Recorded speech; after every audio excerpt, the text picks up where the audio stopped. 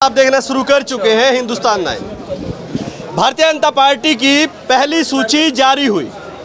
बैठक के बाद बैठक, कई बैठक हुई और उसके बाद एक कसमकस में भारतीय जनता पार्टी ने एक सूची जारी की और सूची जारी होते ही पार्टी छोड़ने वालों की भी एक लंबी लाइन लग गई। अलग अलग विधानसभा में अलग अलग लोग पार्टी छोड़कर जा रहे हैं और अब हम हैं समालखा विधानसभा में। मनमोहन भड़ाना को यहाँ से टिकट मिला। 2 बार चुनाव लड़ने के बाद शशिकांत कौशिक को टिकट नहीं दिया गया और एक सभा आयोजित की गई, यहाँ पर लोगों को बुलाया गया।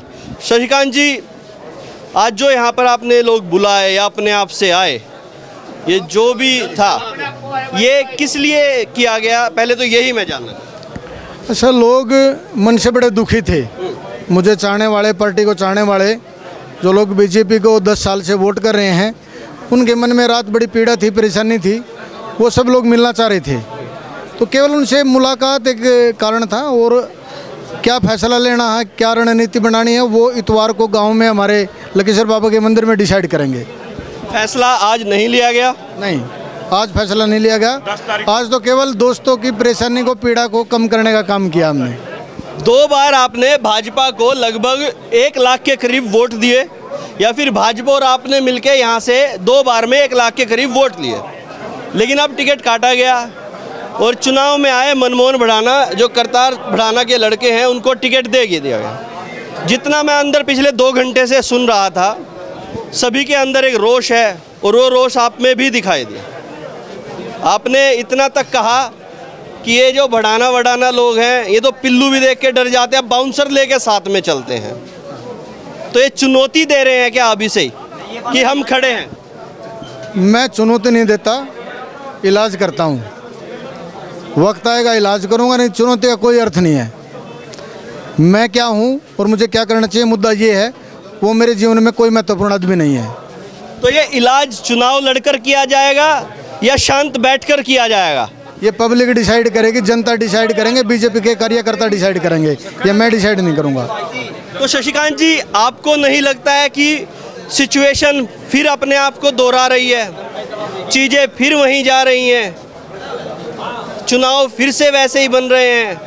अगर आप इंडिपेंडेंट लड़ें, या फिर कई लोगों का मानना है कि हो सकता है किसी पार्टी को ज्वाइन भी कर सकते हैं, ये कई लोग कहते हैं, उसको हम रोक नहीं सकते, इसको क्लियर कर देंगे आप 10 तारीख को जो भी होना है। मेरा क्या मानना है रोहित जी, कि कुदरत ने मैक्सिमम चीज़ें अपने कंट्रोल में ले रखी है। क्या रास्ता निकलता है, जीत किसकी करानी, हार किसकी करानी, किस रूप में करानी, ये ऊपर वाला जानता है। मैं तो जनता जनार्दन को अपना देवी देवता मान के, अपना भगवान मान के, इनके कहने से ऑटो मोड में आगे चल रहा हूँ। जो लोग करेंगे मुझे मंजूर है, उसी हिसाब से मैं आगे बढ़ूँगा। एक चीज़ लोग और कहते नज़र आते हैं समालखा में, जब मैं बात करता हूँ, कि इसी पार्टी ने आपके ऊपर 2 बार भरोसा किया और एक समय ऐसा था जब मोदी की लहर थी 2014 में, उसके बावजूद आप चुनाव हारे।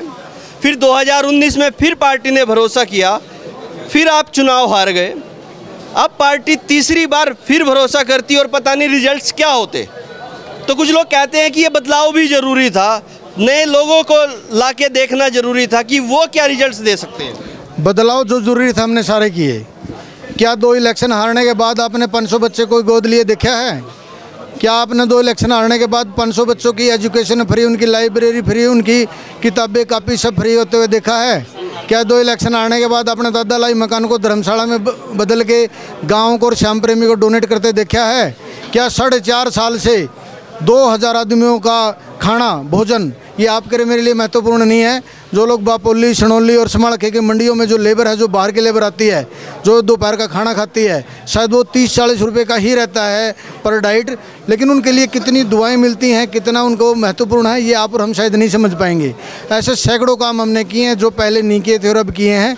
हमारे को पार्टी एक बार बोलती कि भाई ये कमी रह रही है, इस कारण से हम टिकट नहीं दे पा रहे हैं, उसको देना पड़ेगा, मुझे कोई दिक्कत नहीं थी। लेकिन बिना किसी बात के, बिना किसी सलाह मशवरे के, क्या चुलकाना की माँ ने किसी को ऐसे लाल को पैदा नहीं कर रखा कि बाहर से लोग ले आए गए? क्या चुलकाना में कोई ऐसा भाई, ऐसा बेटा नहीं है कि लोग बाहर से ले आए गए? ये तो बाहर से ले आए गए। लोगों का कैरेक्टर चेक करिए, हर तीसरे महीने पार्टी बदलते हैं, हर तीसरे महीने हार का मुंह देखना पड़ता है, लोगों को भूखन बताते हैं, जीत के तो जेबन से का नाम लेंगे। ऐसे लोगों को कैसे एक्सेप्ट किया जाएगा? मैं बीजेपी का हूँ, बीजेपी का रहूँगा, इस कैंडिडेट को स्वीकार नहीं करता। एक आखिरी सवाल फिर ख़त्म करते हैं। ये जो भीड़ है लबालब जोश से भरी हुई है, हर कोई अपनी बात रख रहा था और किसी ने इतना तक कहा, काफ़ी नामी नाम है जितेंद्र भापरा, कम शब्दों में बहुत बड़ी बात कही कि अगर ये जाट का लड़का होता, जाट का बेटा होता तो पहली बार में चुनाव जीत जाता। तो एक तंज भी है और एक सीख भी है आपको कि बूथ मैनेजमेंट पे आप जाके जीरो हो जाते हैं या बूथ मैनेजमेंट नहीं कर पाते, 10 साल की जो मेहनत, 5 साल की मेहनत, वो जाके चुनाव के दिन फेल हो जाती है और चुनाव वहीं पर हार जाते हैं। कौम के लिए कुछ भी बोलना अच्छा नहीं है। मेरी कौम मेरे लिए आदरणीय है, सर्वमाननीय है। हर कौम में कुछ ना कुछ खासियत और कुछ ना कुछ कमियां होती हैं। कौम के बारे में कुछ भी बोलना मेरे लिए अच्छी बात नहीं है। 36 बिरादरी, सारी कौम मेरे लिए पिता की तरह हैं, पिता की तरह हैं, गार्डियन की तरह हैं, परिवार की तरह हैं। मैं किसी कौम के में भेदभाव नहीं रखता। चलिए, आपका बहुत बहुत धन्यवाद और आपको बहुत बहुत शुभकामनाएं हमारी तरफ से। जो भी डिसीजन होगा वो सबके सामने होगा और समालखा की जनता अब की बार इस तरह का चुनाव देखना चाहती है, ये देखने लायक होगा। अब तक के लिए इतना ही। मैं रोहित शर्मा, आप देख रहे हैं हिंदुस्तान 9। जय हिंद।